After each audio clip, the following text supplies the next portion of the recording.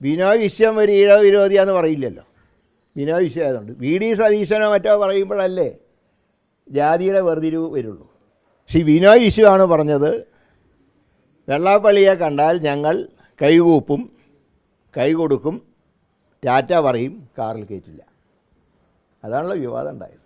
ഞങ്ങൾ ശ്രീ വെള്ളാപ്പള്ളിയെ വിമർശിച്ചതിൻ്റെ കാരണം അദ്ദേഹം മലപ്പുറം ജില്ലയെ പറ്റി അധിക്ഷേപിച്ചു, മുസ്ലിം സമുദായത്തിനെക്കുറിച്ച് അധിക്ഷേപം പറഞ്ഞു. അത് അദ്ദേഹത്തിനെ പോലെ പ്രത്യേകിച്ച് ശ്രീനാരായണ ഗുരുദേവൻ സ്ഥാപിച്ച ഒരു സ്ഥാപനത്തിൻ്റെ തലപ്പത്തിരിക്കുന്ന വ്യക്തി എന്നുള്ള നിലയിൽ അദ്ദേഹം ചെയ്യാൻ പാടില്ലാത്തതാണ് എന്നുള്ള അഭിപ്രായമാണ് ഞങ്ങൾ പറഞ്ഞത്. ആ പറഞ്ഞാൽ ഞങ്ങളിപ്പോൾ ഉറച്ചു നിൽക്കുന്നു. മറ്റൊരു കാര്യം, വെള്ളാപ്പള്ളി നടേശൻ ഇന്നലെ നടത്തിയൊരു പ്രസ്താവനയാണ്, UDF അധികാരത്തിലെത്തിയാൽ മുസ്ലിം ലീഗ് ഭരിക്കും, NSSനെയും SNDPയും തമ്മിൽ തല്ലിച്ചത് UDF ആണ്, പ്രതിപക്ഷ നേതാവ് വി ഡി സതീശൻ ഈഴവ വിരോധിയാണ് തുടങ്ങി അങ്ങേയറ്റ രൂക്ഷമായ പ്രതികരണങ്ങളാണ് അദ്ദേഹം നടത്തിയത്. അദ്ദേഹം പറഞ്ഞ ഒന്നിനോട് ഞങ്ങൾ യോജിക്കുന്നില്ല. പക്ഷേ ഒരു കാര്യം നമ്മൾ മനസ്സിലാക്കേണ്ടത്, സാമുദായിക നേതാക്കന്മാർക്ക് അവരുടെ സമുദായത്തിൻ്റെ അവകാശങ്ങളെപ്പറ്റി പറയാൻ സ്വാതന്ത്ര്യമുണ്ട്. അത് ഹനിക്കപ്പെട്ടാൽ അതിന് കാരണക്കാരായിട്ടുള്ളവരെ വിമർശിക്കാൻ സ്വാതന്ത്ര്യമുണ്ട്. പക്ഷേ അനാവശ്യമായി മറ്റ് സമുദായങ്ങളെ അധിക്ഷേപിക്കാൻ ഒരു സമുദായത്തിനും സ്വാതന്ത്ര്യമില്ല. അങ്ങനെ അധിക്ഷേപിച്ചാൽ അവർ വിമർശിക്കപ്പെടും. അത് ആ വിമർശിക്കുന്നവരെയാണ് വിമർശിക്കുന്നത്, അല്ലാതെ സമുദായത്തിനെയല്ല. ഇപ്പോൾ ശ്രീ വെള്ളാപ്പള്ളിയെ കാറിൽ കയറ്റിയതിനെക്കുറിച്ചാണല്ലോ ഇപ്പോൾ ഒരു വിവാദം വന്നിട്ടുള്ളത്. ആ വിവാദം ഉണ്ടാക്കിയ ഞങ്ങളല്ല. ശ്രീ ബിനോയ് വിശ്വമാണ് പറഞ്ഞത്, വെള്ളാപ്പള്ളിയെ കണ്ടാൽ ഞങ്ങൾ കൈകൂപ്പും, കൈ കൊടുക്കും, ടാറ്റ പറയും, കാറിൽ കയറ്റില്ല. അതാണല്ലോ വിവാദം ഉണ്ടായത്. ഏതായാലും ബിനോയ് വിശ്വം ഒരു ഈഴവ വിരോധിയാന്ന് പറയില്ലല്ലോ. ബിനോയ് വിശ്വം ആയതുകൊണ്ട് വി ഡി സതീശനോ മറ്റോ പറയുമ്പോഴല്ലേ ജാതിയുടെ വേർതിരിവ് വരുള്ളൂ. ഇപ്പോൾ ബിനോയ് വിശ്വമാണ് ആദ്യം വിമർശിച്ചത്. ഞങ്ങൾ ശ്രീ വെള്ളാപ്പള്ളിയെ വിമർശിച്ചതിൻ്റെ കാരണം അദ്ദേഹം മലപ്പുറം ജില്ലയെ പറ്റി അധിക്ഷേപിച്ചു, മുസ്ലിം സമുദായത്തിനെക്കുറിച്ച് അധിക്ഷേപം പറഞ്ഞു. അത് അദ്ദേഹത്തിനെ പോലെ പ്രത്യേകിച്ച് ശ്രീനാരായണ ഗുരുദേവൻ സ്ഥാപിച്ച ഒരു സ്ഥാപനത്തിൻ്റെ തലപ്പത്തിരിക്കുന്ന വ്യക്തി എന്നുള്ള നിലയിൽ അദ്ദേഹം ചെയ്യാൻ പാടില്ലാത്തതാണ് എന്നുള്ള അഭിപ്രായമാണ് ഞങ്ങൾ പറഞ്ഞത്. ആ പറഞ്ഞാൽ ഞങ്ങളിപ്പോൾ ഉറച്ചു നിൽക്കുന്നത്.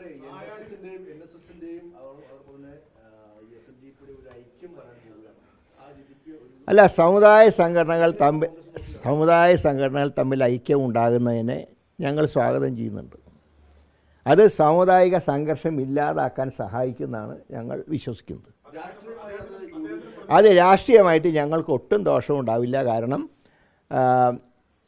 സമുദായ നേതാക്കന്മാർ എന്ത് പറഞ്ഞാലും സമുദായ അംഗങ്ങൾ അത് നോക്കി വോട്ട് ചെയ്യുന്നവരല്ല. നേരെ മറിച്ച് അവരുടെ നേതാക്കന്മാരെ അധിക്ഷേപിച്ചാൽ അവരത് സഹിക്കില്ല എന്ന് വിചാരിച്ച്, ഇപ്പോൾ പണ്ട് പിണറായി വിജയൻ ബിഷപ്പിനെ നിർകൃഷ്ട ജീവിയെന്ന് വിളിച്ചപ്പോൾ ശക്തമായിട്ട് ആ സമുദായങ്ങൾ പ്രതികരിച്ചു. നേരെ മറിച്ച് ഇന്ന വ്യക്തിക്ക് വോട്ട് ചെയ്യണമെന്ന് ഏത് സമുദായ നേതാവ് പറഞ്ഞാലും അത് അണികൾ കേൾക്കില്ല. അതുകൊണ്ട് ഇക്കാര്യത്തിൽ ഞങ്ങൾക്ക് അശേഷം ഭയമില്ല. ഇപ്പോൾ ഏതായാലും ശ്രീ വെള്ളാപ്പള്ളി തന്നെ ഇലക്ഷന് ശേഷം നമുക്ക് കാര്യങ്ങൾ കാണാം എന്ന് പറയുന്ന അവസ്ഥയിലേക്ക് എത്തി. മറ്റേത് മൂന്നാമതും പിണറായി വരുന്നതാണ് പറഞ്ഞത്. ഇപ്പോൾ മൂന്നാമതും പിണറായി വരുന്നു പറഞ്ഞ ശ്രീ വെള്ളാപ്പള്ളി ഇപ്പോൾ ഇലക്ഷൻ കഴിയട്ടെ പിന്നെ നമുക്ക് നോക്കാമെന്ന് പറയുമ്പോൾ വരില്ല എന്നൊരു ധാരണ അദ്ദേഹത്തിലും കടന്നു കൂടിയിട്ടുണ്ട്. ഞങ്ങൾക്ക് പാർട്ടി നിലപാടുണ്ട്. പാർട്ടി നിലപാടുകൾ ഞങ്ങൾ സ്വീകരിക്കുമ്പോൾ സമുദായ നേതാക്കന്മാരുടെ ഇഷ്ടാനിഷ്ടങ്ങൾ ഞങ്ങൾ നോക്കാറില്ല. ശബരിമല വിഷയത്തിൽ ഞങ്ങളുടെ സ്റ്റാൻഡ് അന്ന് ഇന്നൊന്നും ഇല്ല. ഞങ്ങൾക്ക് അതിനെക്കുറിച്ച് ഭയമില്ല. സമുദായ നേതാക്കന്മാർ ഞങ്ങളൊരു സമുദായത്തിനെതിരല്ല.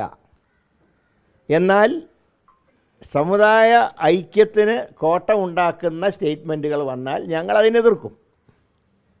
ഇപ്പം തന്നെ ഞാൻ പറയാം, ശ്രീ കാന്തപുരത്തിൻ്റെ യാത്ര വളരെ നല്ല രീതിയിൽ അദ്ദേഹം സംഘടിപ്പിച്ചു. ഒരു സമുദായ ഐക്യത്തിൻ്റെ അന്തരീക്ഷം ഉണ്ടായി. അവിടെ പോയിട്ട് മാറാട് പറഞ്ഞ് കുളം കലക്കാൻ നോക്കിയത് മുഖ്യമന്ത്രിയാണ്. അപ്പോൾ പ്രതിപക്ഷ നേതാവ് അതിന് നല്ല മറുപടിയും കൊടുത്തു. അതിൽ അദ്ദേഹം തന്നെ ശ്രീ കാന്തപുരം തന്നെ പറഞ്ഞു ഇത് ഒരു രാഷ്ട്രീയ വേദിയാക്കേണ്ടിയിരുന്നില്ല. ആരാ വേദിയാക്കിയത്? ഇനി ഇപ്പോൾ മുഖ്യമന്ത്രി ഇപ്പോൾ മാറാടിനെക്കുറിച്ച് പറഞ്ഞുകൊണ്ടിരിക്കണ്ടല്ലോ. ഈ കലാപം ഉണ്ടായ കാലത്ത് മാറാട് കടന്ന് അവിടെ ചെന്ന് ജനങ്ങളെ അഭിമുഖീകരിക്കാൻ ധൈര്യം കാണിച്ചത് അന്ന് മുഖ്യമന്ത്രിയായിരുന്ന ശ്രീമാൻ AK ആൻ്റണിയും മുൻ മുഖ്യമന്ത്രി K കരുണാകരനൊക്കെ അവിടെ സന്ദർശിച്ചു. ആ രണ്ട് വിഭാഗങ്ങളും അവരെ നേതാക്കന്മാരെ സ്വീകരിച്ചു. ഒരാൾക്ക് മാത്രമേ അവിടെ കാലെടുത്ത് കുത്താൻ കഴിയാതിരുന്നിട്ടുള്ളൂ. ഇന്നത്തെ മുഖ്യമന്ത്രി അന്നത്തെ പാർട്ടി സെക്രട്ടറി പിണറായി വിജയനെയാണ് നാട്ടുകാർ കൂവി വിളിച്ചോടിച്ചത്. മാറാടിനെക്കുറിച്ച് പറയുകയാണെങ്കിൽ കുറേ ഞങ്ങൾക്കും പറയാനുണ്ട്.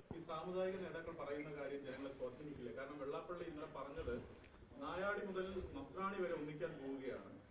UDF ആണ് SNDPയും NSSനെയും തമ്മിലടുപ്പിച്ചത്. അത് വലിയ രീതിയിൽ സ്വാധീനിക്കുന്ന ഒരു ഘടകമല്ലേ? അദ്ദേഹം പറഞ്ഞ് സ്വാധീനിച്ചിട്ടാണ് ജനം വോട്ട് ചെയ്യുന്നതെങ്കിൽ കഴിഞ്ഞ പഞ്ചായത്തിൽ ഞങ്ങൾ ജയിക്കൂ. എന്തൊക്കെ പറഞ്ഞു ഞങ്ങളെക്കുറിച്ച്. VD സതീശനെക്കുറിച്ച് മാത്രമല്ല മുഴുവൻ കോൺഗ്രസ് നേതാക്കന്മാരെ അധിക്ഷേപിക്കുകയും കോൺഗ്രസ് നേതാക്കന്മാരാരും എൻ്റെ വീട്ടിൽ വരണ്ടെന്നും പറഞ്ഞു. എന്നിട്ട് ഞങ്ങൾ ജയിച്ചില്ലേ? ഞാൻ പറയാം, ഒരു വ്യക്തിയെ നമ്മൾ വിമർശിക്കുമ്പോൾ ആ വ്യക്തിയുടെ പ്രവൃത്തിനെയാണ് വിമർശിക്കുന്നത്, അല്ലാതെ വ്യക്തിയുടെ ജാതിനെയല്ല. അങ്ങനെ നോക്കുകയാണെങ്കിൽ ആർക്കും ആരെയും വിമർശിക്കാൻ കഴിയില്ലല്ലോ. ഇപ്പം ഞാൻ മുഖ്യമന്ത്രിയെ വിമർശിച്ചാൽ അപ്പോൾ ഞാനൊരു ഈഴ വിരോധിയാവൂ. മുഖ്യമന്ത്രി പ്രതിപക്ഷ നേതാവിനെ വിമർശിച്ചാൽ അദ്ദേഹം ഒരു നായർ വിരോധിയാവൂ. അപ്പോൾ ഈ വിമർശനങ്ങളെ ജാതി മതമായിട്ട് കൂട്ടിക്കുഴയ്ക്കാൻ പാടില്ല. അതാണ് ഞങ്ങളുടെ നിലപാട്. എന്ന് ഞങ്ങൾ പറഞ്ഞില്ലല്ലോ. അവർക്ക് യോജിക്കേണ്ട കാര്യം, അവർ രണ്ടുപേരും യോജിക്കുന്നത് സമുദായ സൗഹാർദ്ദത്തിൽ നല്ല എന്നുള്ള അഭിപ്രായം എനിക്കുള്ളത്. പിന്നെ അത് അസംബ്ലി ഇലക്ഷൻ വരെ നീളുമോ എന്നുള്ളതിനെക്കുറിച്ചൊന്നും ഞാൻ അഭിപ്രായം പറയുന്നില്ല.